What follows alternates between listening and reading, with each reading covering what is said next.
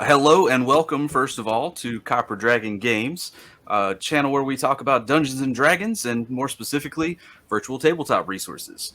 I'm joined today by the architect, the What up? developer of the RPG engine, one of the various virtual tabletops out there that is competing for a spot in your game. And I'm excited to have him come on, show me around the system, and talk about some of the cool features that are already in place, some cool features that are coming, and basically just check out this sweet 3D virtual tabletop. So, welcome, the architect. Thanks for being here with us. Well, thanks for having me, Josh. Yeah, so I know you are into all sorts of different kind of RPGs, and I know you've looked at a variety of different VTTs. Oh, absolutely, yes. Yeah. So you haven't had a chance yet or you've had a very brief chance to look at the RPG engine itself. I've played around with it for about an hour, roughly an hour, but I'm sure there are tons of features that I was too inexperienced to really know how to use and what to do with them. So I'm excited to see an expert, the creator himself, the architect, show me around this piece of software. Should we start with the idea? Yeah, that's. I was just going to say, can you give us a little bit of background on, like, the story of how the RPG engine came to be? Where did this start, and what was your process? Absolutely. So around, we're going to go back a little bit here. Around 6, 7 years. Well, no, actually before then, when I was about 20, early 20s, I was a apprentice plumber, and boy did I not enjoy that. So I ended up, I was a massive gamer, and I always had kind of this bit of a creative streak. So I was like, you know what, I'm going to go to uni, study game design, and I'm going to find a team, and we're going to have great game ideas, and we're just out of uni, we're going to come out with, like a small company with projects ready to go and just have a great time making games. And I went to uni, and it turns out no one was really interested in making games in their free time. So, Bummer. Bit of a bummer. But that's okay. I ended up working in Guildford in England for a year at a studio called 22 Cans. The name Peter Molyneux might be known to some people. He was my boss. And kind of after a year there, I was just like, you know what? I'm not making games I'm enjoying. I'm not making games that I would play myself. So I was like, you know what? I'm going to try and do this myself, which is obviously very daunting. I'm very fortunate. My parents said, okay, you can, you have a year to show us what you can do, and if we feel you're actually working productively, professionally, then that's okay. We'll work out a rent with them kind of deal, and that's worked really well. Without their help, I would not be able to do what I'm doing. Anyway, so I made 4 or 5 little kind of projects, prototypes, just to hone my gaming skills or my game development skills, and to learn the ropes. I had to teach myself programming because I was originally an artist. And all of this was done with a guy called Osh. Big credit to him. A good friend of mine. He's known as the engineer on the Discord. He does some very intense back-end coding, but he has a full-time job, so he does it in his free time and on weekends and stuff. So greatly appreciate kind of his help. So him and me, we met through climbing, did some rock climbing, and we were like, hey, I went to him, you're a programmer, and I'm a game designer. Let's work together. Let's have some fun with this. And we made a bunch of little prototypes. Some of them are like sound-based, audio-based, and we made a little tower defense game. And then I was working on an asteroid shooter game, where essentially War Thunder, but in space. So, spaceship shooter. And that's where I got kind of the whole idea for this terrain sculpting, this marching cube. It's a certain type of programming. And kind of halfway through uni is when I really started playing Dungeons and Dragons quite a bit. Mm-hmm. So this was, 4 years on. I've GM'd a fair few campaigns. I've been a player in a few campaigns. And I sat down and I was just fed up with the project I was working on. And Osh, my brother, and my girlfriend came to me and they were like, hey, we want to play D&D. Can you GM for us? And I kind of went, okay, of course, but I want to, it's a lot of work. I never understood, people don't understand how much work GMs put into what they do, right? It takes a lot of time, but the reward is huge. Storytelling, it's gorgeous. And I looked around and I was like, I want there to be some sort of visual representation of the world that I'm creating. And, there was Roll20, which is kind of the go-to, and that's where I used to be.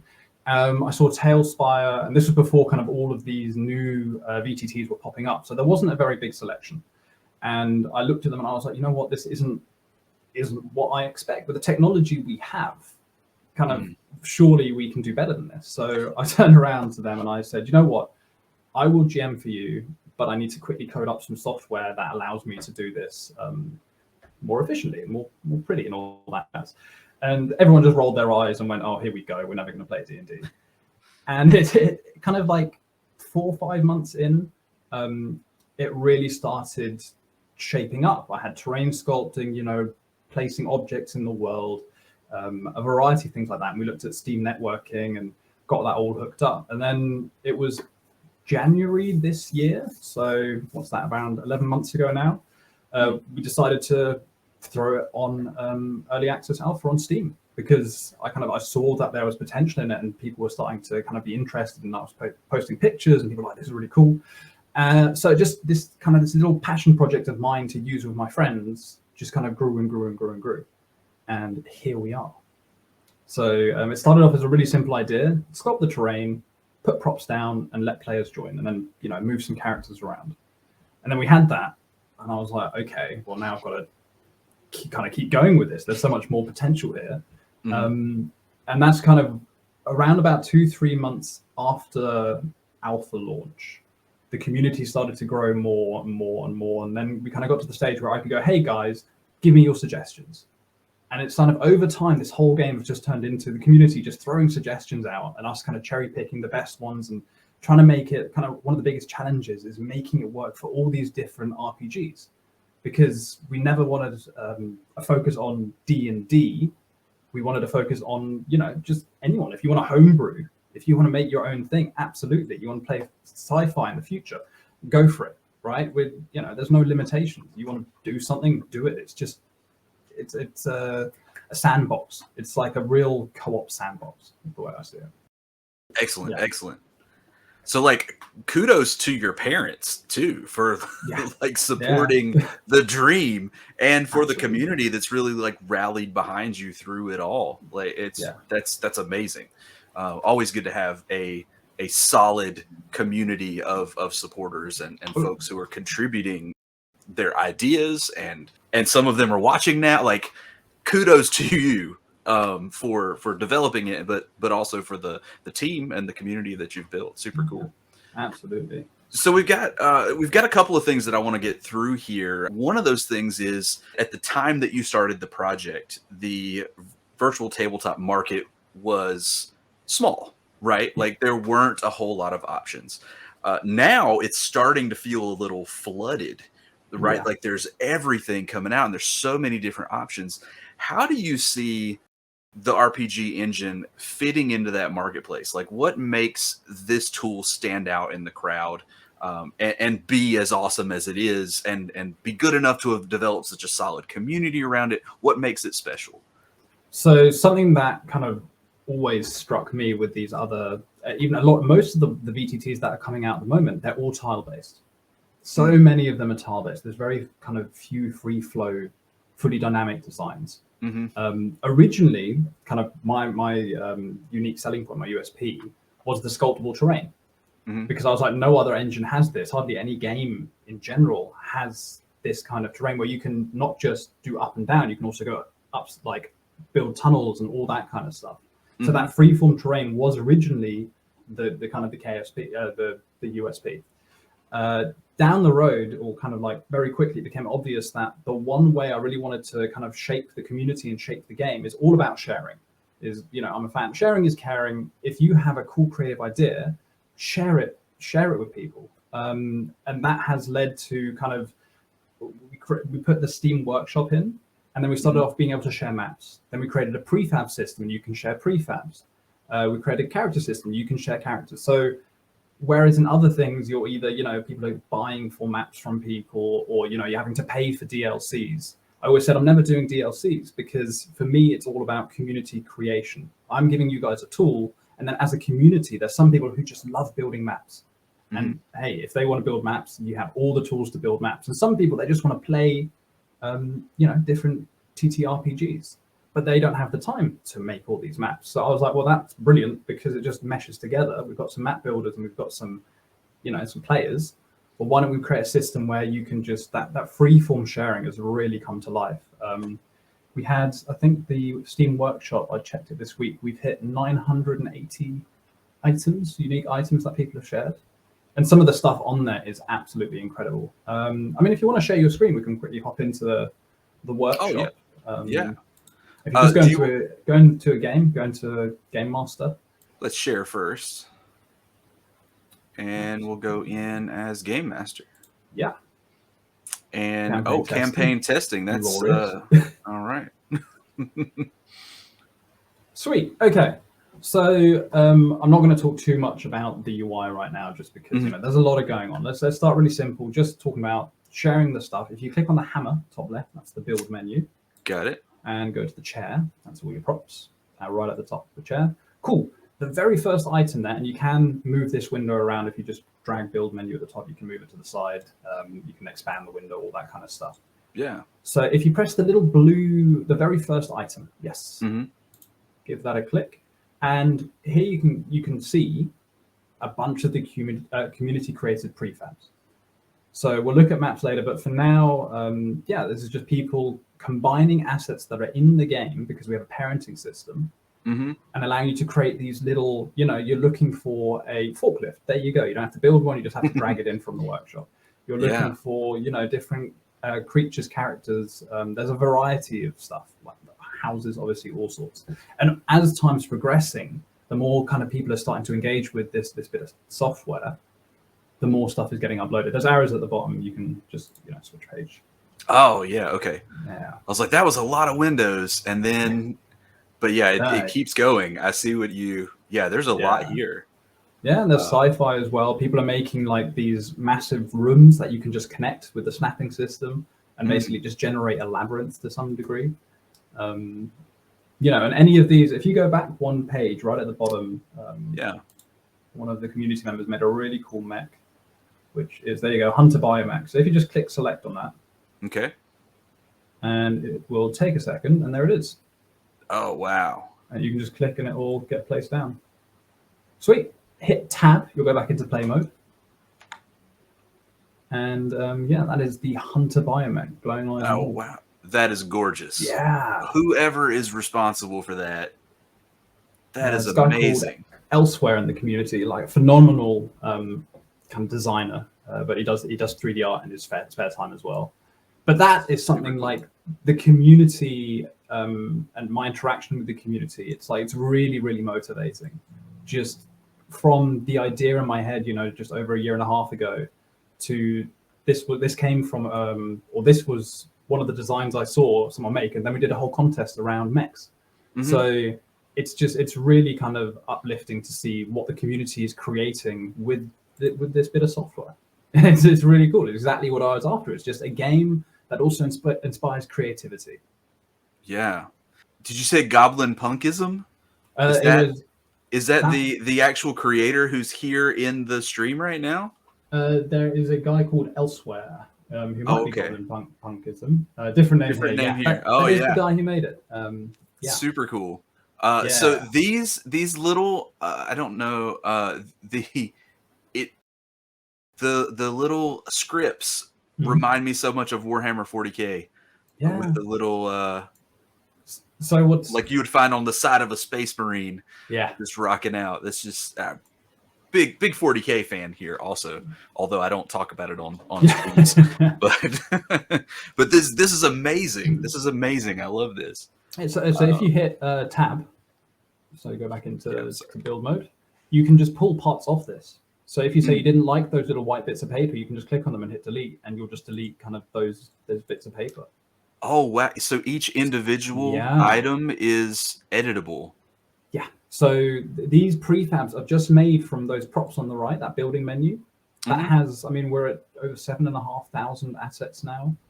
So it's just, you can take them, you can parent them together, and then you can create these mechs. We added a custom rig, so you can, you could make this mech fully animated. And that actually is something that I've noticed users or like my community absolutely love, is the fact that characters are animated.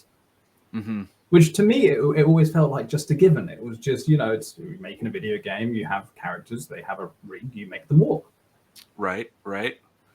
But apparently, that's something people really, really enjoy. Oh, absolutely. And so I know I saw it was either in one of your videos or maybe when I was messing around with it the first time, I think probably both, the ability to just click a button and start that animation.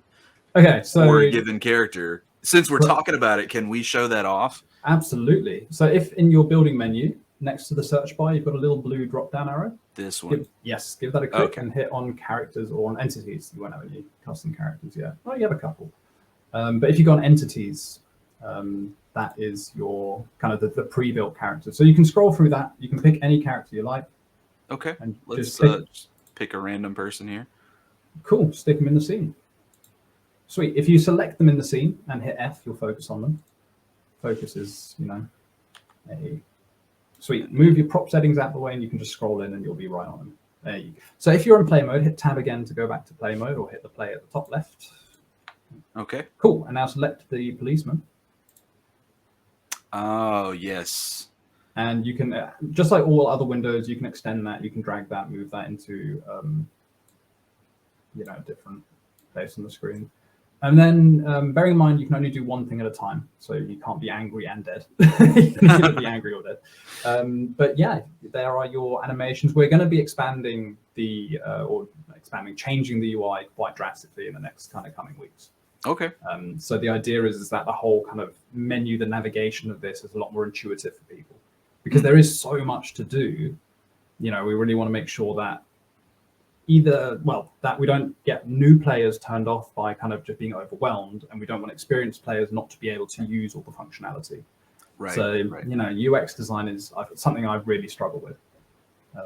But, you've got your character, you can hit any of the animations and they will do the animations. Well, I mean, we have to do the dance, right? You have to start with the dance. Yeah. Super cool. Yeah. Got a disable dance one. Yep.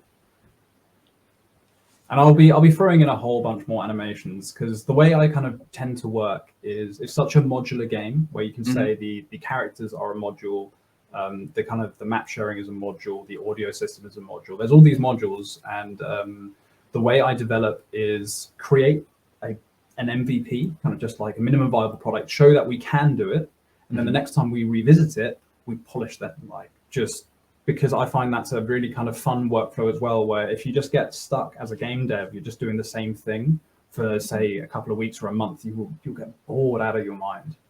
So that's one of the beauties of this project for me as a developer, is I can just switch around. I can do a little bit here, a little bit there. Oh, I want to work on kind of the shaders. I want to work on animations. And it really allows me to just kind of live my passion of creating games and, just creativity, learning. This really enables me to do it, which is gorgeous. Yeah, I can see that being a fun process and never being able to get bored truly, because there's always something in the same realm, but still different enough that you don't lose interest. Yeah, absolutely. Very cool. Yeah, so that is, the basic layout at the moment. That'll be changed. You can also move the characters around and make them random row and all that jazz. And as I said, that will be, it's all just constantly getting polished and refined and all that jazz. You can't move while he's talking. Oh, I didn't know that. That's cool. Good to know. Yeah. And keep in mind, this, for anybody watching, this is me playing around with this, not for the very first time, but this is my second time booting up the program. So super novice level here. So if I'm stumbling around, that's not a negative for the program. That's just me being maybe not the brightest crayon in the box. No, it's also to do with game design, and it's something we're working on for sure. If you want to quickly head over to the map menu on the left. Sure. Because we've been talking about, that's the one, map controller. We've been talking about, sharing through the workshop, sharing prefabs and all that. If you hit new at the top of your map menu there. Yeah. Sweet. And if you hit the browser, so there's a bunch of dev templates. I can update these. So on the right, the Camp Redone Apoco. That was actually a user-generated map that I really liked. I saw it in the workshop, so I just gave it the dev tag, and now it shows up for everyone. Gotcha. So Very down cool. the road, I'm hoping to be able to do seasonal things, promote things, help kind of, creators on the game get noticed a little bit to say, hey, check out this guy. This is really cool kind of map creations. But if you click on the browser here, okay, then you will see all of the community created maps. Oh, yes. So the idea of this is to create a way to more dynamically play the game. Kind of one of the biggest questions I get asked is, as a GM, if my players do something I don't expect them to do, what do I do? Because obviously making maps takes time. Now, there are kind of a lot of tools built in that will help kind of create maps at quite a pace, but it's all about knowing what tools there are and how to use them. Now, I obviously come from the background of I coded it in. I know exactly what is and what it does. Sure. I would just say this, one of my fears when it comes to a 3D tabletop is as a DM, finding the time to build maps that look as good as the software can make them, right? And so one of the big fears with not just the RPG engine, but just 3D tabletops in general is, can I create content within this platform that looks good enough that my players will appreciate it? Not can I, because I feel like I can. Do I have the time to really invest? This ability to share maps on this scale takes away some of that fear in my eyes, because it's like the Roll20 marketplace, except without a price tag on everything, if that makes sense. I mean, this shared content trove is just amazing. Yeah, well, the idea, and that's kind of the point I was getting at, is that as we get more users and the amount of content available gets better, it'll get to the stage where you're like, okay, your players are traveling, through a forest. You roll a dice and go, oh, they actually have an encounter. I need this encounter. Go on the workshop, type in forest encounter, hit enter, and you'll be greeted with a bunch of map, pick one, go, and there you go. So that's kind of the big picture, but obviously that requires user input, and as I said, like, there's a lot being built, and as we're adding more stuff, more's being built, and it's all just growing. It's gorgeous. But if you scroll down here, let's see if you can see a nice map that we can just load into. Let's keep going. And I will say too, one of my initial worries about the software was seeing the preview videos that were on Steam, and seeing and thinking, okay, this looks really, really amazing for outdoor settings, but I wonder how well I would be able to do indoor. And when I first pulled this up and saw, I think it was a tavern or something that I downloaded, maybe not from here, but from somewhere, and was looking around and was just like, oh no, indoor settings are totally doable. This is cool. But did you want me to go to the next screen, or is there one that you wanted me to click on? No, it's not specifically. If you see any that take your fancy, I know there's some pirate ones there. I know there's an underwater one somewhere. There's just there's an absolute variety. There's another indoor map there, the Tavern Deluxe with cameras. Someone's made chess. I think if there is, I wonder if there's like a sci-fi. Can I search for sci-fi? There is a bunch of sci-fi stuff. Yes, let's pick one of these. This looks pretty cool. So that's when people make modular stuff. Now, we did recently update a bunch of the sci-fi assets. So kind of one of the issues we're still battling, like while it's in early access alpha, is the scaling of all the props. And that's because we did implement a snapping system, but that means that if props aren't like scaled correctly, then the snapping wouldn't play nice. So that's when we have to be really kind of precise of, do we change the scale of things knowing it's going to break some old maps, or do we leave them as it is? So it's a real balance of kind of how much kind of it's worth to do now so that it doesn't become a problem later. And it's obviously, making sure our users don't get upset. They make gorgeous maps. I don't want to ruin the maps for them. Is there one you would suggest from? Small scale sci-fi market. I made that one, but you can take the user created, fully populated sci-fi market on the top left. Oh, okay. So you just hit select. You can give it a new name if you don't like the name it's already been given. So say it was one of your forest encounters, you could just rename it to, you know, XYZ to extreme. I wouldn't do an exclamation mark. I don't know if that's going to make it sad, but this will tell us. It will. So, all right, testing on screen. There we go. Downloaded. There it is, and that was a really quick download. That was, I mean, just seconds for this many assets. I don't know how common that is for the RPG engine, but for me, typically when I'm loading something this big, even I've got a fairly like slightly above average system, but a lot of times when I'm loading a big 3D setting, my loading time is slower than that. It's probably less to do with my stream and more to do with, or my rig and more to do with my internet connection. But yeah, that was cool. No, a lot of that is to like the engineers to thank for the optimization stuff, because like I do a lot of the features and cleanup and UI and design and art and everything, and then kind of the back end stuff, saving, loading, network sharing, that is all down to the engineer. And I know like recently he's been doing a bunch of work to make sure that it is really kind of crisp and fast. So we doubled our CPU performance last week, I think, through some code changes. And that's because a lot of users who play VTTs, they aren't gamers, right? Your traditional gamers with your big rigs. A lot of them have, you know, just a basic laptop. And this game will run that. There is a potato mode. This disables kind of, you know, some Unity stuff. I will add a proper graphics settings menu soon, but it will run on my second rig here is a Mac Mini 2010. So absolutely not designed for gaming, and it'll you know, it's not super high frames, but it'll run at, you know, 15-20 frames a second, so it's playable. Yeah. For, you know, a very outdated bit of kit that isn't designed for gaming. So yeah, no, I'm super happy with kind of like the size of that. And we did recently add terrainless maps.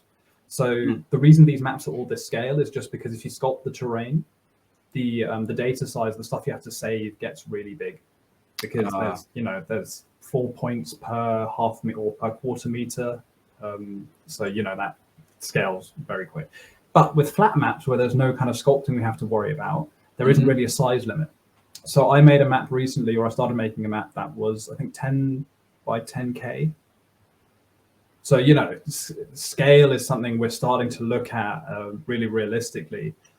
Need to do some optimizations to make sure if you have too many kind of assets and props that it, you know, doesn't break stuff. But you can make fairly substantial maps in this, which is quite exciting. Another good one to show off, one of the dev templates, if you go to the map menu. Sure. And hit new. That was the tavern you downloaded, yeah. Here, the forest. Okay. That's my favorite map I've ever made. Oh, cool. Well, let's look at it. That sounds great.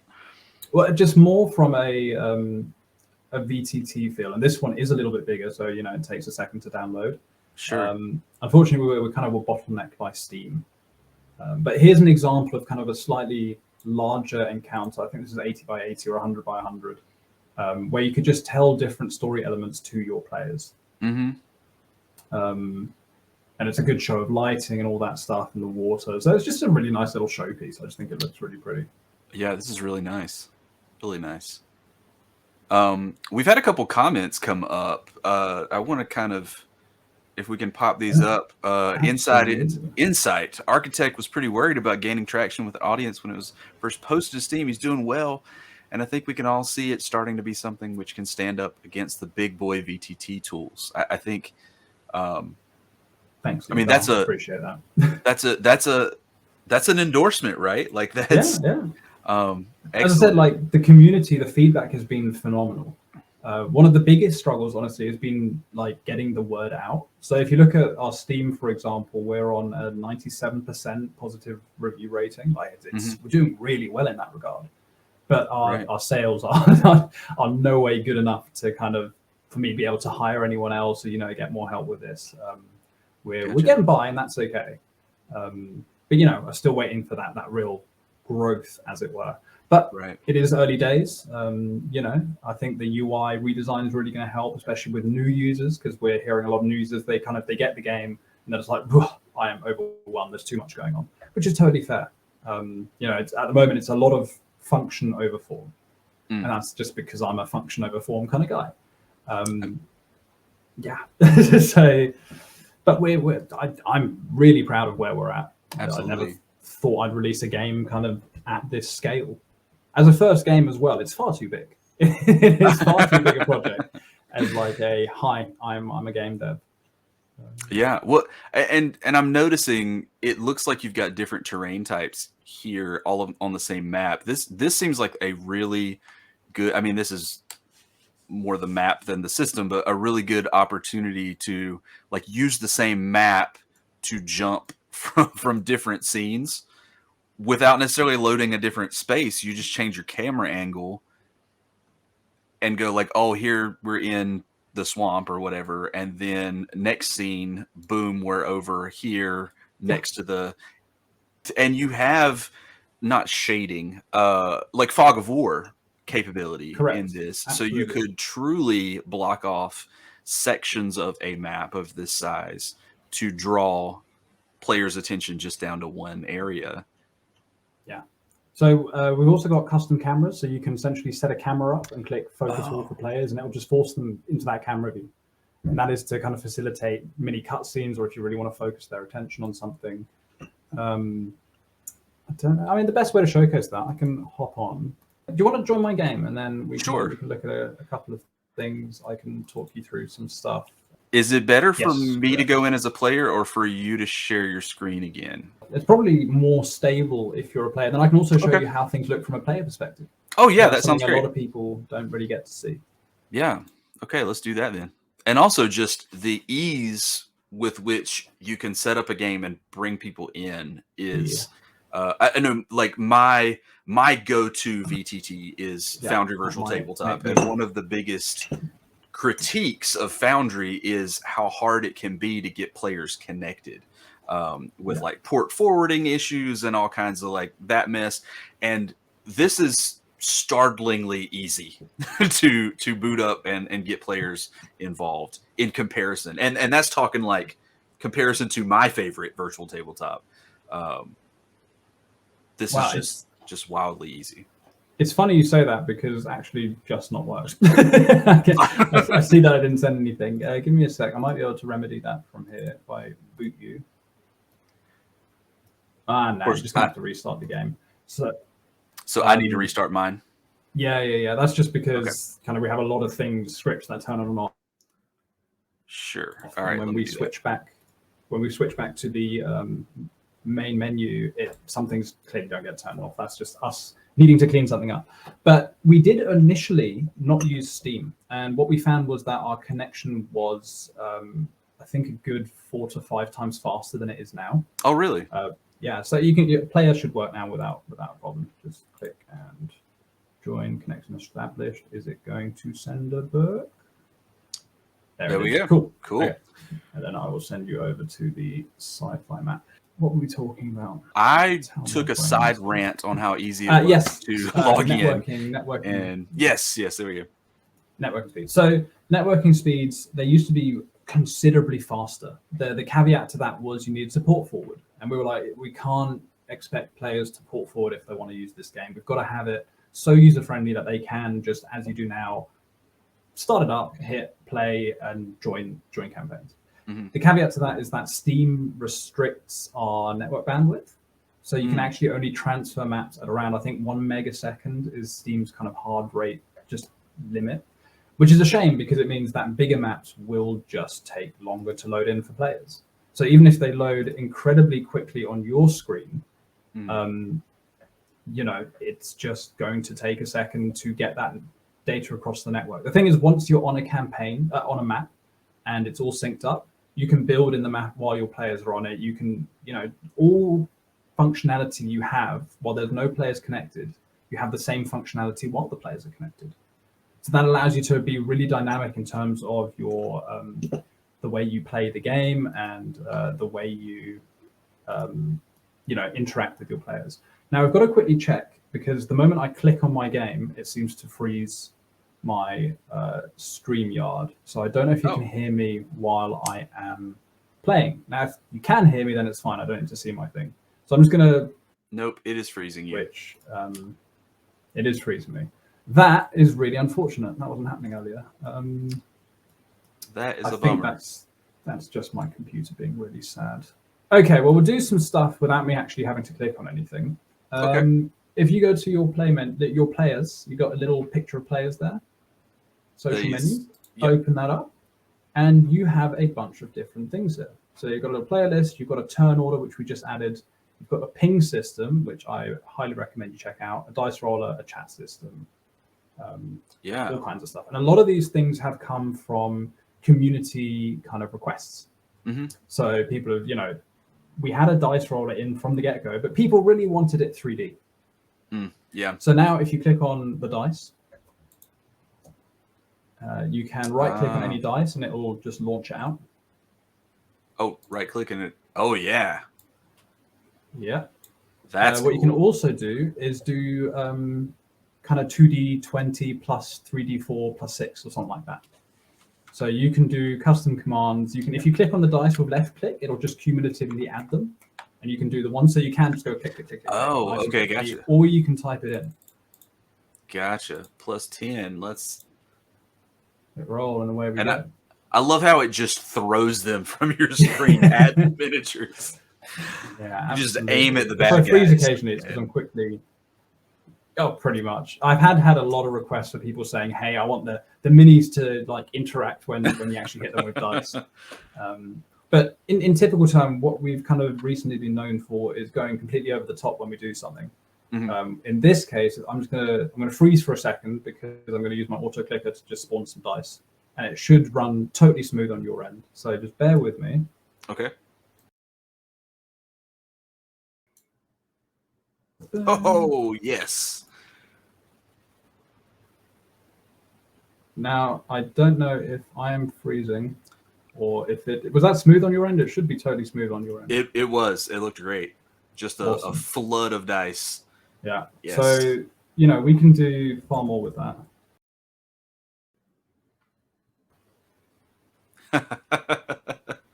Now I'm starting to see a little bit of a break in frame rate, or a little bit of slowing in frame rate. But it's 1,000 d20s. I think I was going to say I think that's understandable given the extent of the dice that are being thrown at the screen here.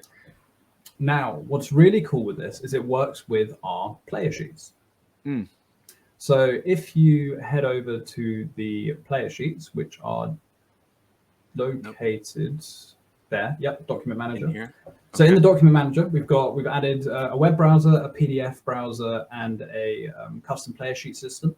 So essentially, we're really working on just, you can tell, I guess, that to some degree that it's a lot of user requests where some users said, hey, wouldn't it be cool if we had an in-game browser? I go, absolutely, yes, that'd be awesome. So we throw it in because it's a great idea. And that's what I was trying to say ages ago, 10, 20 minutes ago.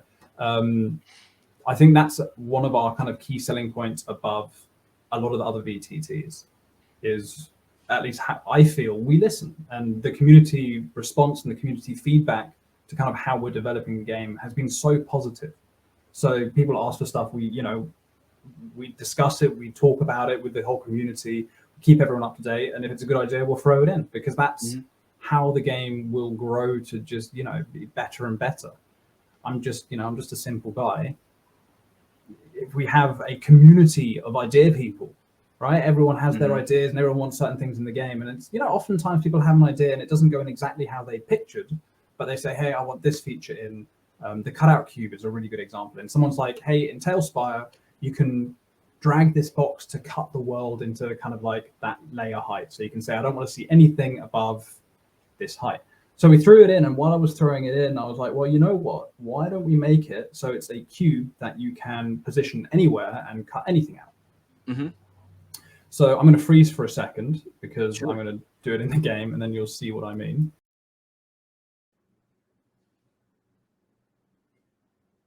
Oh. You still there? Am I still here? Yeah. Could we see what was happening? There you go. Yeah. So we can cut out anything. That comes in really handy if you have filled buildings. Yeah, that makes sense. Because you can just grab the thing, you can move it up, you can move it down, you can do all sorts.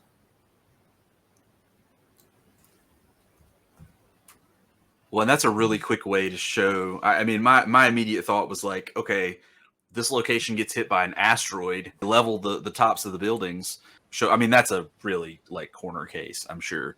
But I'll show you a case where it's really useful though. Let me go onto the demo map, which is it's the very first map I made. There we go. Blah, blah, blah, blah, blah. The book is sent in 4 seconds, so it should arrive in about 8, and you'll download it in about 10. It really depends on Steam and kind of distances with networks and yada yada. That's kind of one of those things we're constantly trying to, improve that, because we're all about fluidity. So what you can do, which I don't think a lot of people know about, is you can preload maps for your players. So if your players join the game and they already have a map loaded up, sending them to that map will be much quicker. So as an example, if we want to go back to Security Point, if I just click. Oh yeah, just immediately flipped over. Yes. Yeah. So once that map is loaded, so say you've got a couple of really big maps, in that 5-10 minutes at the start of the session where you're just kind of, you get into the groove, you're making sure everything's working. You can just send your players individually to kind of, or like as a group, just say you're going to this map, this map, this map, and this map. There, all the maps we're going to use this session. You can have them blacked out. You can have the lights turned off. You can do all sorts. And then when you go to them during your session, it'll just be boom, uninterrupted play, which is something I'm really keen on.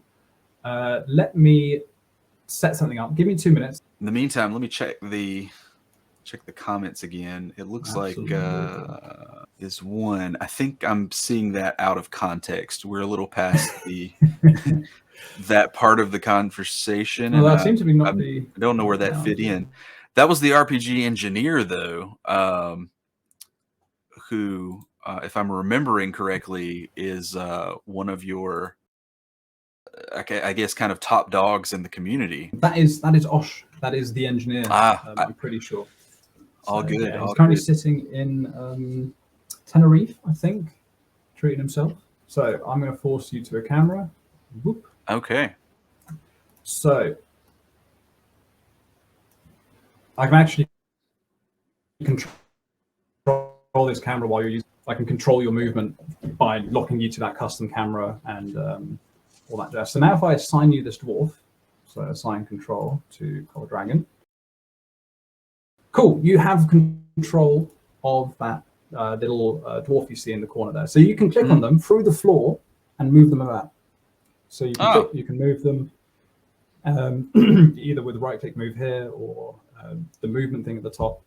So that allows you that if you're inside a building, you want to show off something, then you can really easily do that without, having to pull the roof off or anything. Let me just move you down a little bit.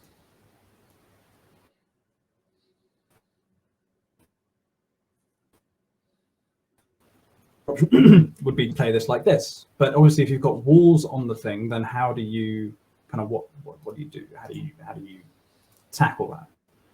I've given you control of the camera again. You can move around, all that good stuff. Oh, okay. Okay, something else fun to look at.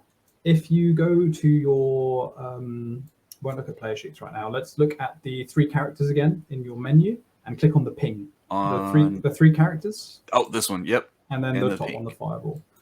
So this is something that this was so fun to play around with. Sorry, interrupt you. Go ahead. That's okay. That is something that is just, at some point I was like, I see it in all these other games and everyone's raving about it and how cool it is and all that jazz. So you know what? We'll throw in some effects. And I think we started off with 750 effects. That's what's in there right now. We need to do some static ones. But yeah, like you can expand that click effect window. You can drag it to the left and drag it up. You can. There is a ton of effects. Oh yes. And the idea of these is to simulate either combat or scenarios, a variety of things. If you just want to do a little smiley face. And obviously, everyone, all your friends, all your players, everyone can see all the effects you do. So you can use it to say, I cast a spell, or if you're just messing around with your friends, just any scenario. The idea is really just to allow you to unrestrictedly create everything, which is obviously a practically impossible task. And there is that little star so that you can favorite stuff just because there is an overwhelming amount. But yeah, just click on some of those, click on the screen and see what happens. It's if you click on a star on any of them, and then if you press the star button, then that's your favorites tab essentially. All right, let's some of them are little pings. Oh yeah, that looks like a lot of arrows from a ranger special ability or spell. And that I clicked on the wrong spot, but so many cool. This was one of the aspects of the program as I was kind of toying around in that first failed attempt. That was just one of the more fun things to play around with the program. Just really fun. So this one looks like it stays. Is it just a really long animation, or like the animation? You have the timings... ability to. Sorry, I cut you off. Do we have the ability at this point to place an animation as like an object in a scene and leave it there, or are they all temporary effects? There are some, for example, all the fires, all the flames. What we can do is if you go somewhere kind of more towards the center of the map. Okay, sure. Then I will quickly place down what the options are. So if we go to effects, we've got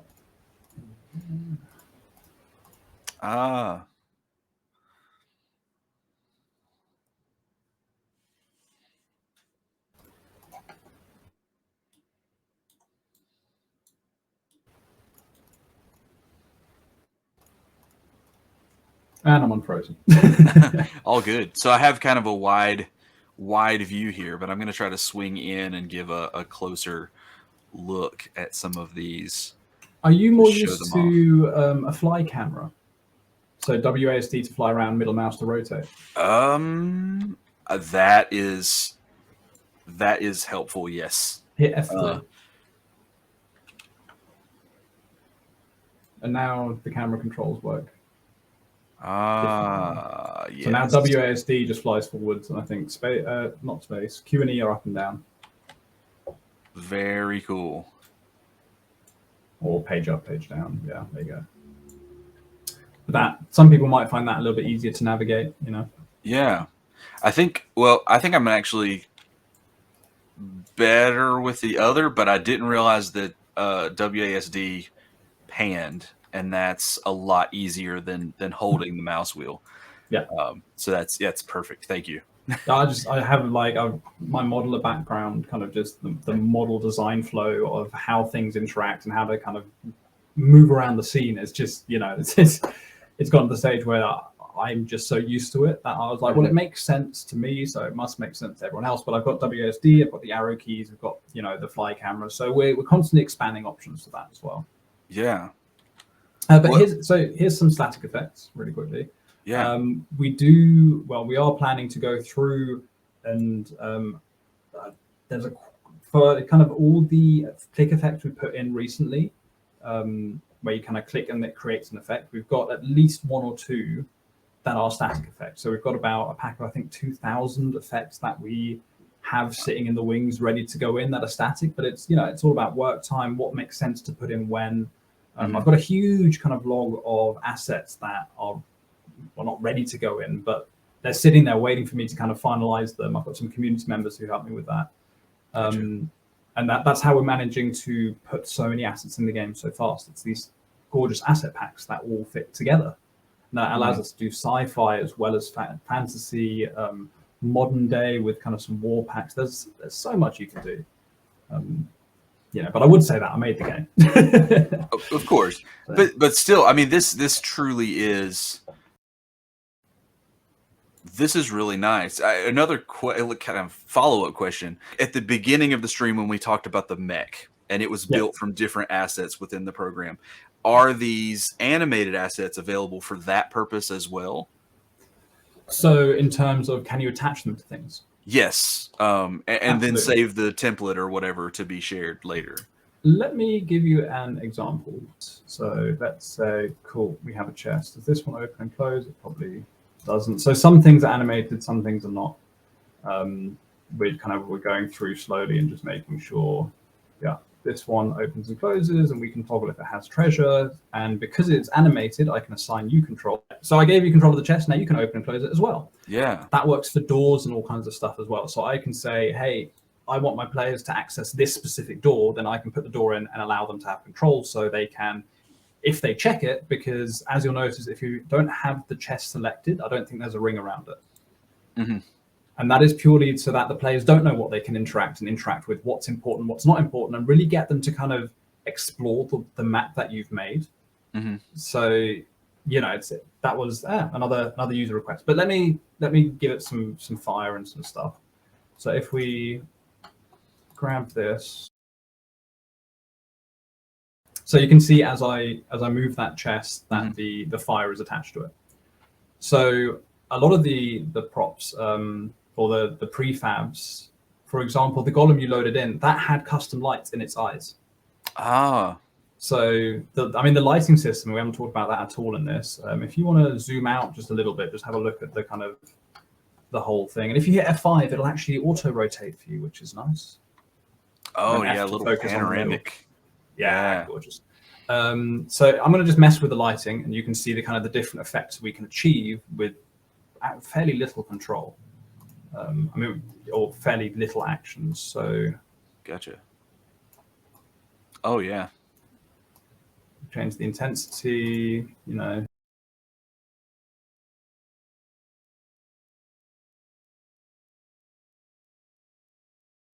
So I'm assuming you could see what was going on, like as it was happening. Yeah. I lost your audio through all of that, but you could see the shadows moving and the color of the lighting change, and that is kind of what you were demonstrating there. I assume is like the equivalent of the sun. So you have control of the sun's position, mm-hmm. kind of where it is around the map, its height, so you can get these long kind of evening shadows, the sun color, the ambient color, so what color are the shadows, the darker bits, and like here you see I made the darker bits purple.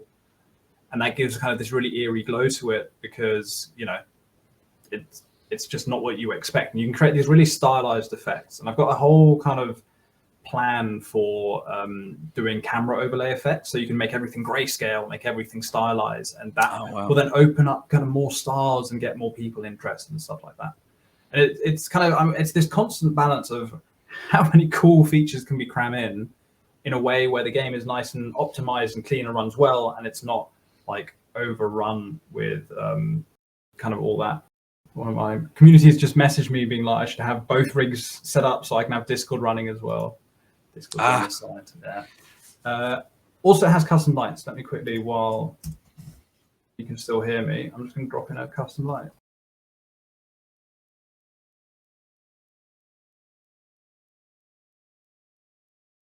So you can see there, audio is back as well. You can see there, we can just, you can set up your own custom lights. You can do, you know, it's all about creating this atmosphere. And you were saying earlier about your concern for making maps that are visually pleasing for your players, or kind of you feel that look good. Yeah. So first of all, lighting makes a huge difference. You can obscure a lot of stuff that doesn't look great. And kind of one of the key things for me is this is not designed to replace theater of the mind. That's something people always say. They're like, oh, you're ruining theater of the mind. It's all, you know, tabletop RPGs. They are originally theater of the mind. And I don't want to take away from that. I want to enhance that. So the idea is that even if you create a basic map, you can create import images, import a 2D map, have your characters stand on it and have them walk around. It's that little bit that kind of just creates that little bit of just more enjoyment of playing, showing, you know, we have all this tech. Why are we still playing with images slapped on top of images? That's fair. That's a fair question. That is something I wasn't aware of. There's the capability of importing a 2D top-down perspective map and just using it as the floor, essentially, and then running 3D models on top of that. Well, let's hop back. Do you want to be the game master again, and then I'll kind of talk you through the player sheets and stuff, just because I need to be actively talking while that's happening. Gotcha. And hopefully this should work if you just hop straight back in. It did. Sweet. Gorgeous. Awesome. Okay, so go pick yourself a nice map that looks fun. Or you can actually create an empty map and I can show you this process. Do you have any 2D maps at hand? I'm sure that I do. Okay, sweet. So go to your map creator, which is the map. Yep. Correct. So if you hit new, okay, and this time we're going to go to a blank map. Okay. So here you can first of all give your map a name. All right. You can decide if you want the terrain sculptable or not. Okay. Which is with that. So 2D would be no. Would be no, yeah. So you can turn it off, and then just give it a width and a depth. How big do you want this map to be? And because it is terrainless, it's flat. It's a flat map. It can be really big. So I don't know, make it 300 by 300. Okay. Just as a little start. Change the starting color to gray or something. I don't know why that's red by default. Sure. Hit apply and hit create, and it should just blink into existence. So just to say, the 300, what scale is that? Is like the number of grid spaces, or is that's not pixels, or it'd be tiny? Yeah. What is the scaling here when I say 300 by 300?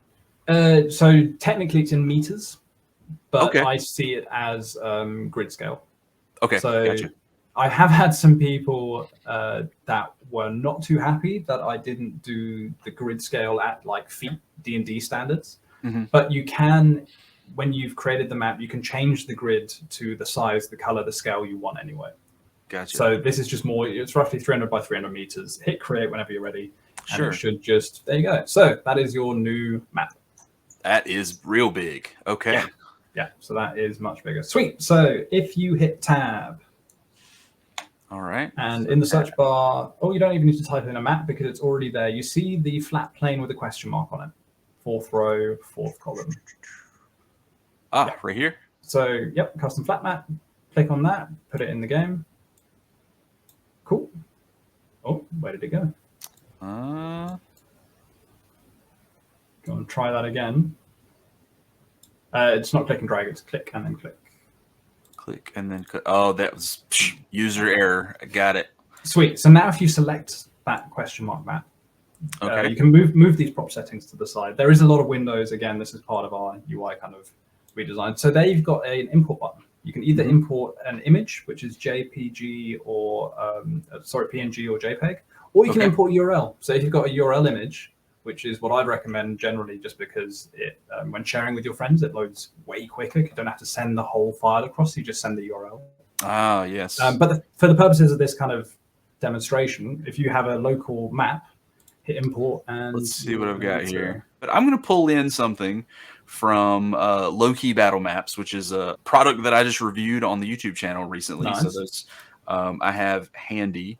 You may have to. Oh, there it is. There we Wonderful. Go. So just double click on it or click import. Yep, either or. All right. And there it is. So if you hit 3 on your keyboard. Hit 3. Yep. And now that light blue. If you click on the thing again, click on your map. The light blue box, you can drag that out and it will increase your map. Oh, that's cool. So that scales it. All right. So 2 is move, 3 is scale, and 4 is rotate. You can also rotate by holding control and scrolling your mouse wheel while selecting an object. Got it. And then on the left, obviously, in the prop settings, you can see all the position, scale, rotation, and you can do all sorts with it. So in theory, you could put a map in, plonk your characters on top of it, and just play like that. So I've seen some people, they start with the 2D map as the base, and then they put the walls in, and then put characters in, and then over time they essentially just replace bits of the 2D map. Oh, that is a cool idea. Yeah, I really like that functionality, and I think that's good for anybody who might be thinking of switching and using this interface. That all the assets that you've already purchased elsewhere are not unusable. You can import them to the game and use them within the RPG engine. I think that's another selling point too. Have you got any 2D tokens? Probably. This is one of my favorite things. This is actually suggested by a streamer right back when, like, near the start of this, and they were like, it'd be really cool if they could take their token, put it in, and it would be on a token stand. So I said, I'll do you one better, and I'll have it automatically cut out all alpha. So what I've been doing, because it's just like considerably faster to use URL images in terms of loading, the saving, the everything, I have a private Discord chat with myself essentially on my server, which only I have access to. And I just drop all the images in that and then just call them from the game from the Discord. And Discord becomes my own private little just like image hosting server. That is okay. excellent. So in the build menu next to ABC, which is custom text in case you want to label stuff. Build menu next to ABC. Sorry, it's one of the props. So if you, in the fifth row, just below the flat map, where you pull the map out from the prop. So to the right of that, that's just the custom text. To the right of that is your custom little token, your little color. Oh, okay. So if you stick that anywhere on your world, okay. like basically the way everything works is you place it and then you interact with it. So there it is. Wonderful. You've got a little token. Oh, you can select it and press F to focus on it to stop the camera going all funny. And then you can zoom way in and you'll be locked to it. Okay, now if you hit import or import URL. Import URL, and then let me copy and paste this. And hit enter. There it is. Ah, nice. Now in play mode, so either with tab or top left, yep, you can drag this thing around. And the players, you can assign it to players, and you've got yourself a little token. I also love that the artwork rotates with the screen. That's an option you can disable if you don't like it. Well, I do like it. I have never used this type of flat 2D token on a VTT before. The ones that I typically use are those that you would look at from the top and you see like the head of the figure looking down as if a bird's eye view. When I used to use Pathfinder Pawns for in-person games, one of the biggest annoyances was when you were turned so that you were seeing the side of the token and you couldn't see. And then there's different perspectives of people around the table. So there's always somebody who's seeing the side of a piece of cardboard and not able to see the artwork. Yeah. I actually love how on here, as you rotate your camera, the artwork is always facing you. It's individual per player as well. So regardless of where the player's camera is, it's always facing that person's camera. Excellent. Excellent. Yeah. I really like that feature. Nice. Cool that you can turn it off too, because it may not appeal to everyone, but I really appreciate that. Nice. Yeah, there's a whole bunch of like import stuff on that. So if you go back, or if you hit tab, you can actually change that from that type of token. If you click on your click on the dragon token that you have. Oh, yeah. So you've got a drop down underneath the picture. Mm-hmm. So at the moment it's a cutout. Yeah. Oh, I see. Okay. So if you go, for example, to a marble, just select it. It will become kind of this more traditional thing you're used to. Again, F to focus on it. Yeah. So it's just a variety of things. Again, it really needs a UI cleanup, but the functionality, there's a lot of functionality there. There is also HeroForge Import and custom OBJs. So you can import your own OBJs with textures in as well. That's still a feature we're polishing, and then we're going to enable like mesh sharing on it, so we can just let everyone share. Yeah, I didn't realize that you had HeroForge functionality either. That is really cool. Oh, that was really fun. We heard there was like this whole hype about HeroForge finally getting imported into Tailspire, and that they've been working on it for months and months. So Oshimi sat down an afternoon, and it took us, I think, about 2 hours to get it in. We just kind of, just downloaded the free demo version from HeroForge and just kind of went, how do we get this in the game? Messed around, and we're like, there it is, wonderful. Yeah. What have we not looked at yet? Yeah, well, let's see. We started talking about player sheets, and then we got distracted. So let's go back to that. That's a cool feature. Sweet. So you can go back to play mode. You can player sheets will be open from wherever. There you go. And right at the top of that is the player sheets, the document manager. Okay, so the document manager it's not super difficult to understand, but to get it all set up right, is a bit tricky. I advise you you go through this sheet at some point if you want to use the document system. But I think this document system is bonkers in terms of what it can do. Yeah. And that is down to a really, really simple system. So we're just going to skip, the whole tutorial on how to use it. Middle mouse to move around on it, by the way. You can click on Create Sheets. Yeah. This one? Creating sheets? Yep. And it'll automatically move. Now, this entire sheet I made inside the document editor. And this kind of functions like one of the corporate like whiteboard apps, right? Is it expandable? Yeah, that's the feature I was going to ask about. Yeah, cool. Yeah. Share it with players. But what makes it kind of really strong is we have something called a referencing system, which means you can set up your player sheets and you can say, if I press this button, I want it to do what it says in this input field. So you can put role commands in. So as an example of that, if you just hit the plus on your documents on the left, we'll just create a new sheet. Right here? Yeah. Okay, you've created a new sheet, hit the hammer. And so at the top, you've got just the items you can spawn. So let's create some text. Click on that. Click on the T for text. Okay. And drag a box on your screen. Wonderful. Now right click, edit text, and type, I don't know, role, for example. All right. Sweet. Click off it. You can't hit enter because it's multi-line. I need to fix that. Sweet. Next to the little where you spawn the text, spawn a little input field. So at the top where it said text, just to the right of that is the input field. So click on the input field and drag it just below the text box somewhere. Just drag yourself an input field. Okay, cool. Now in the toolbar at the top on the very right, you have referencing. This one? So click on that and click on the input box and click on role. And click on role. Okay, cool. You've created a reference role. So in play mode, the little play button in the player sheets. Sorry, there's the build, there's the game play mode and the document manager play mode in the top of the document. Here. Yes. Okay, gotcha. Sweet. In the input field, enter a command like, I don't know, 5d6 plus 12 plus 2d3, whatever. Sweet. Oops. Hit roll. Oh, and there they went. And there they went. Now, obviously, you can move the document manager out of the way a bit. Right. I don't know what size your screen is. If you hit F11, you can scale the entire UI.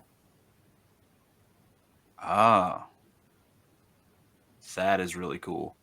I think I want to leave it pretty big for the stream. Yeah, it's a good idea. But I think in play, I would make it significantly smaller. I mean, but for this purpose, I think it's good to have it big so that folks watching can see the symbols. Yeah. But yeah. Okay, so do that again just to get it on camera. That can get some dice at the dragon. Far more complicated. I'm sure, yeah.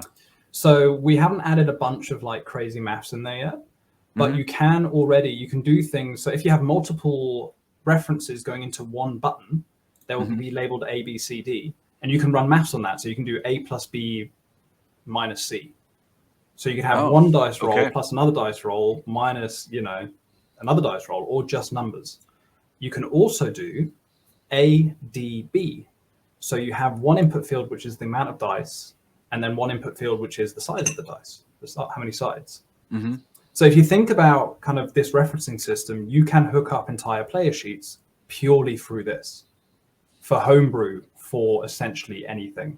Yeah. And of course it works with the workshop. So we can have a quick look at some workshop documents that are more finished, which is at the top of the document manager. So you can see this is new. Oh, nice. People have been adding more maps. Nice. Yeah, a lot of cyber. It's amazing. 5 parsecs. They do all sorts. So Fate, Shadowrun. Yeah. So 5e. There's the big seller there. Well, you can click on that, but it's a big document. I know for a fact it's all good. That one's quite a big document. But I guess it's a good thing to show off. 5e character sheet also. I'm gonna give that a try. Now this might take a sec to download because it has some. It's already downloaded. Wonderful. Oops. I just closed that. That's okay. So there if we go. you Let's open pull that, it back up. it's under your templates on the left. Ah. It is loaded, yeah. You can obviously expand the whole thing. Wonderful. Okay, so this is an example of a pre-made character sheet that someone's made. So you're in play mode, you can input stuff into all the input fields. Mm. And as you do, it's going to update a bunch of other stuff on the documents. So if you change your strength, then it will go through and it'll actually update. You see the number beneath it or your stats. Yeah. So I clicked dexterity and it automatically popped armor class, initiative. The appropriate places. Yeah. That's great. And this is just, one of the community members was kind enough to build this and throw it in. Yeah. So, and that's why I'm so much about this kind of everything we do is as shareable as possible, because that's what we're after. We're trying to create this library of maps and worlds that people can just explore. That'll get expanded down the road with collections, maybe entire campaigns you can download with maps and sheets and, all that kind of stuff. Yeah. But yeah, so it's a lot to do. So kind of an edge case. I don't know how many RPGs use this system, but I have also been known to play some Savage Worlds in my time. Do you have the capability of, if you roll the highest number on a die, getting to automatically roll that again? Is that something that you could set up within the... Not yet. The system? Exploding dice is so we've got on the Discord, we've got a dedicated channel just for additional roll commands people want to see. Mm-hmm. So we've got fudge dice, we've got exploding dice, advantage, disadvantage, a whole bunch of stuff. Sure. With the syntax that people would like to see. So what's the most common syntax that's used in other places? Mm-hmm. And we are that is the next kind of pass we do, the player sheets or the dice roller. We're just going to put all of those in. And then regardless of what system you're playing, or even if you want to make up your own system, it should be mostly accommodating of this. That's really cool. Really cool. Yeah, the whole design of this thing from the get-go is dynamic and usable by all systems. I think that's something else that really kind of sets us apart, is we're not fantasy, we're not sci-fi, we're everything. You want to play it, we're going to facilitate you playing it. If it's not in the game, let us know, and there's a very good chance we will add it, because we want to see people using this. We want to see people playing this and having a good time. Yeah, absolutely. I see it. So this is really cool. The character creator, which I threw in just as it was hey, this would be fun, let's throw it in, and suddenly everyone was like, oh my god, you have to add more. So that's made us reevaluate. Hey, we've done so much focusing on the building side of things, just because I am a 3D designer.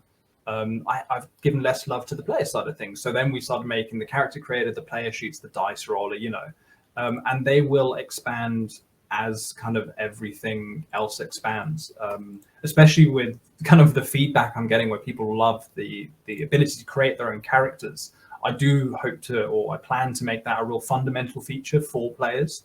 So, for example, from the main menu directly being able to make your player, bring that player with you to a campaign, all sorts of stuff like that. Yeah. But yeah, to answer that question, yes, we plan to add a whole variety of stuff: animal components, wings, tails, horns.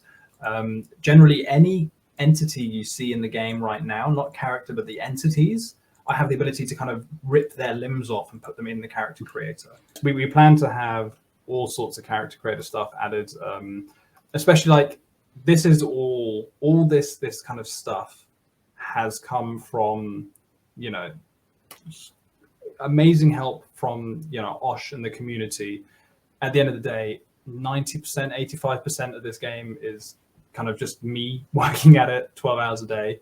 The moment we have the financial capacity to hire other people and actually turn this from an indie game to actually a small games company, there's so many big, amazing, good things to come that I'm very excited for. It's just to kind of keep it in perspective. This is a huge product from a single developer, and you have a team that's helping you out, but it's primarily you, right? We've got Osh the engineer. He's here, weekends, occasional evenings. I've got a guy called Adam who I worked with as a climbing instructor. He now does a couple of hours just social media for me a day, and then I've got a couple of community members who help me with bits and bobs, and the rest is down to me. Yeah. And for the experience to be this smooth and for the platform to look this good with a single developer, with a couple of with like not by yourself, but like in the majority of this is you, and that is like I just can't say enough like how impressive that is. I appreciate that to have accomplished all, and in a relatively short amount of time as well. There's jokes on the Discord about like people spotting bugs, and within a couple of minutes I'll be like, fixed, done. It's my thing, and because so much of the code, like we hardly use any external assets in terms of code wise. Like we use some art assets, or quite a lot of art assets, but apart from kind of the file browser, that's an external bit of code. The color picker is external bit of code, but all of the networking, all of the functionality of the game, if you know all the code, then if anything comes up, you know where it's come from, you know why it's happening, and it just allows for really fast development. I also, for my bachelor at university, I wrote a paper on optimizing your workflow through tools made through code. So when we import 1,000 items, I have to tweak all items individually, but once they're tweaked kind of outside of Unity, I put them in, I press a button, and it just goes whoop, and I'll just import the whole lot. So it's just all about, I'm German. You couldn't hear it by the accent, but I am German. And I am, I'm known as Mr. Efficient. I just work through it. But as I said, like it's truly a joy to do. I have been saying that I worked so much that kind of a week ago I just kind of went, oof, actually I should probably take some time off. So I've been taking a little bit of time off. It's been really nice, but slowly getting back to the point where I'm like, okay, hammer out the next thing, and keep growing, keep having a good time, making art, creating things, for other people to create things. It's just a cycle of creativity and positivity. Are there any other big features that you want to show off while we're here? And then I want to make sure we get into, even though we've kind of touched on it before, as we've gone along, if there are any big, I don't know, announcements or big features that are coming soon that you want to share before we wrap up. Anything big? So we are gearing up for launch. that's quite a big thing, eh? Right. Yeah. So I don't want to kind of say any dates yet, because it is obviously dependent on what we're doing, kind of how far we get. The big thing is the UI rework, and I don't think this is going to be a small rework. I think this is going to be a full. My plan is to sit down over the next kind of couple of weeks, just take everything in the game into one big list and just start thinking, okay, how does this make more sense? What's intuitive? How can we make this easier to understand, simpler to understand? Just because it's all fine and good having all these features. If people can't find them, or they don't kind of manage to play or are entertained long enough to find those features, they're just not going to use them. And they're just going to get bored and frustrated. And we don't want that. We want, as much as I'd like, there's a whole bunch of videos being made by the community, which is awesome. Tutorial videos as well. But obviously, some people would want to be able to just jump straight in, which, isn't always possible. Yeah, and so just to make sure it's clear, once we wrap up, I'd love for you to share. Like, send me some of those tutorial links if you know some YouTubers out there or whatever who are making tutorials. And in the description, I would love to link out to other content creators who are creating for the RPG engine, and hopefully, share some of the love, the link love, some would say. Yeah, I'll send you all that over. No, but yeah, so big announcements. Launch is coming. I don't want to say when. Let's say first quarter next year. Okay. So it's not crazy far away. It is, but it's mostly dependent on this UI rework. Most of the features are in. A lot of things need polish. There are some of the major features that are not in. I'm going to build a custom dragon creator, because that's fun. That's something nothing else has. Dynamic 3D line of sight. Now that is technically a huge challenge. I've worked out the pseudocode behind it, and there's something called reflection probes in Unity, which is essentially 6 cameras that we can compare to other cameras and then work out, but it's very technical, and it's something that I'm not super familiar with. I've done a lot of shader code, but I'm spread thin. So that'll probably become post-launch. There's quite a few features we've got planned for post-launch. We've got a camera dolly system, so you can make cutscenes, a spline system to make kind of building fences, building rivers and that kind of thing really simple, pathing systems for your AI, a bunch more animation. So there's still a whole bunch of things that I will be adding to the game. It's just a matter of time.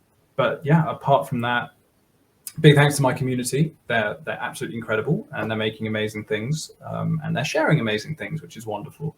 Have you got any other questions? Well, I think I kind of hit them while we were in there. I do want to say, for folks who are watching, if there's anybody who has a question, throw them in the chat box. I know some of the folks here are already users of the RPG engine and supporters of you and your work.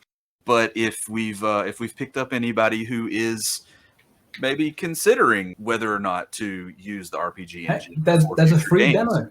There's a free demo. Try it out. Especially, you can even host from the demo currently. Oh, that really? That feature will be disabled when it goes for launch. But currently, you can play with as many friends as you want, all using the demo. Wow. Well, that is incredibly generous. And that's indicative of the community that you're building and kind of the vibe that you have, that it's just super I'm running out of the right words here, but lots of goodwill and common building of community, and that is positive really vibes.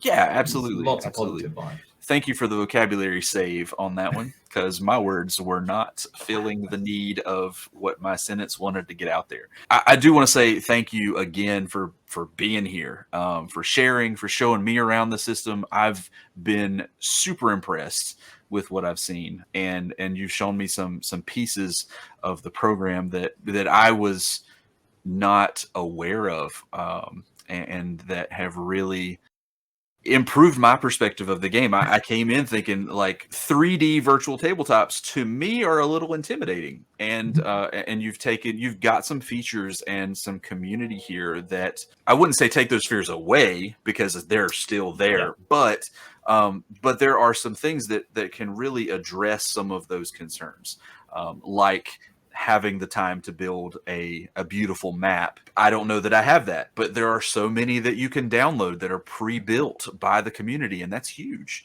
The idea of all my old assets being not useful anymore, and you've shown me how I could incorporate those in the program and even add to them and make them cooler than they were potentially. So there's just a lot here, and I've really enjoyed the time hanging out with you, the getting to walk around the program with you, and just thankful that you've come on the channel with me. I hugely appreciate it. Thank you for kind of offering to do this.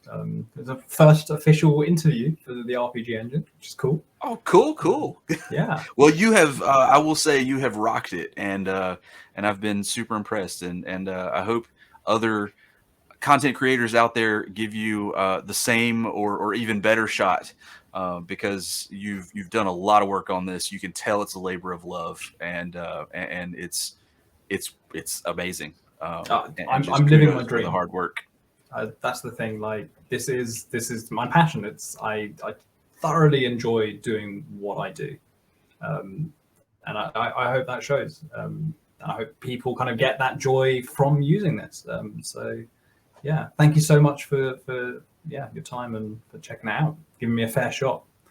Oh, absolutely. It's been a pleasure. Well, again, I think we'll wrap up here pretty soon, but again, thank you. Amazing work, amazing platform.